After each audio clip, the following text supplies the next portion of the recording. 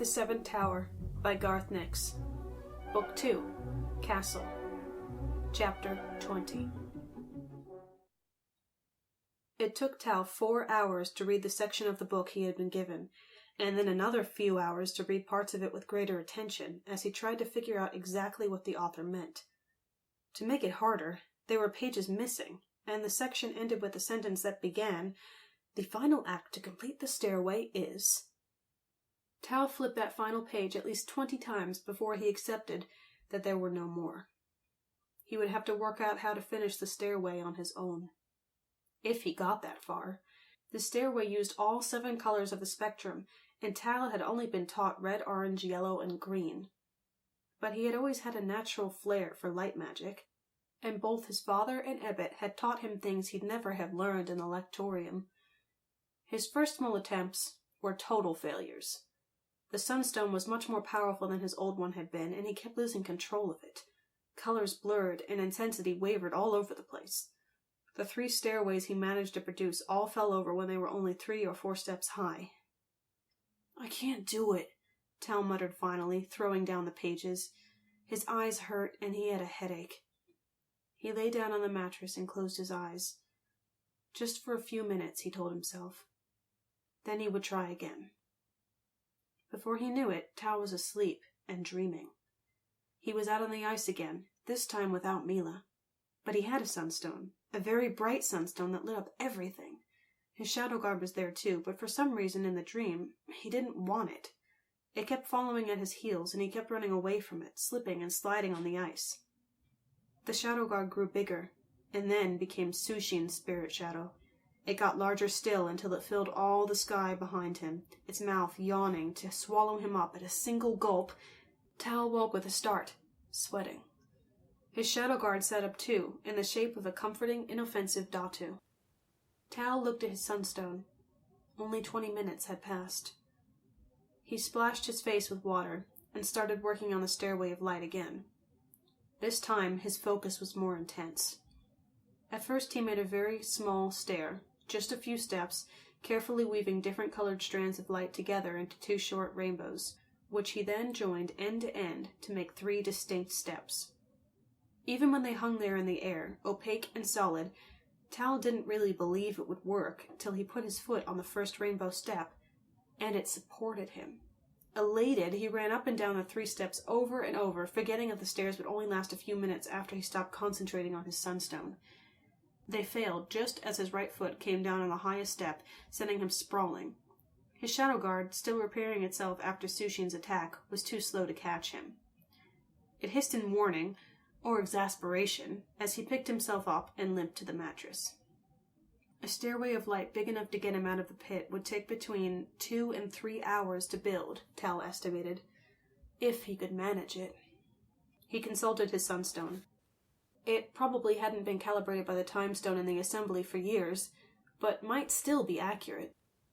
According to the color band in its depths, it was close to 2 o'clock in the morning.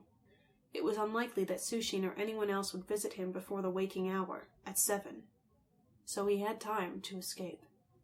But he still hadn't decided if Sushin was being sincere when he offered him a new sunstone, and a safe return to his normal life as a chosen.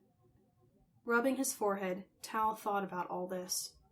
Eventually, he decided that he had to build the stair now and take his chances on escaping.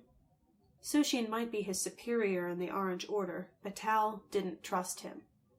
He'd put Tal in this pit, after all, so he didn't care about doing things the right way. He might have put Tal's father in this pit, too. No, Sushin's offer was almost certainly false. He would just get rid of Tal once he found out that he had no allies. Having made his decision, Tal ignored his headache and started to build the stairway of light. There were 2 methods explained in the book. One was quick and a bit easier, but would use up most of the sunstone's energy. The other was slower and more difficult, but would not drain the stone too much. Tal had learned the value of a sunstone. He chose the slower method, though he got an empty feeling in his stomach as he raised his sunstone. He would only have one real chance at this. It was a feat of magic that would not usually be attempted by anyone less than a bright star of the blue, and a confident light mage at that. Yet here he was, a boy, not even a full chosen, trying to build a stairway of light 30 stretches high. Step by rainbow step, the stair started to spiral up and around the pit. Tal stood in the center, his sunstone raised high, sweat beading on his forehead. All his attention was on the stone and the light that poured from it. He had to mentally take each strand and weave it into 6 others. Then, when he had the short arc of a rainbow, float it up and attach it to the top of the last one. When the stair was only a few stretches short of the top, Tal took a few steps. He had to concentrate so hard on keeping the whole stairway together and on making the last few stairs that he almost fell off a couple of times. Finally, the stair was complete. A multicolored, shimmering spiral of many small rainbows, each one a rounded step of solid light. Tal sighed with relief and climbed up more quickly.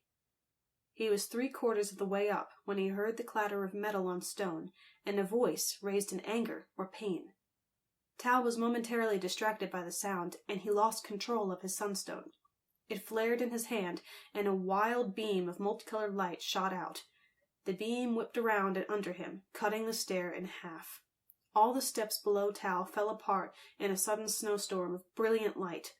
The ones above him changed color, and he felt the step he was on get soft, like melting wax. Tal threw himself forward and up, jumping 3 steps at a time. He didn't even try to fix the stair. He instinctively knew that whatever had gone wrong was beyond his power to fix. He was also ready for whoever or whatever was waiting for him at the top.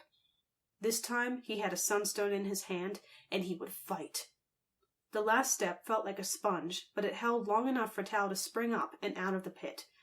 He landed on the edge in a crouch, sunstone ring held ready, his eyes looking wildly from side to side. But there was nothing to see. The pit lay at the end of an otherwise normal castle corridor. A colorless corridor, whitewashed and lit by regularly spaced sunstones. There was a door about 30 stretches down the corridor, but that was all. Except, Tal suddenly noticed, there was a small, square, dark hole in the ceiling and a metal hatch cover lying on the ground.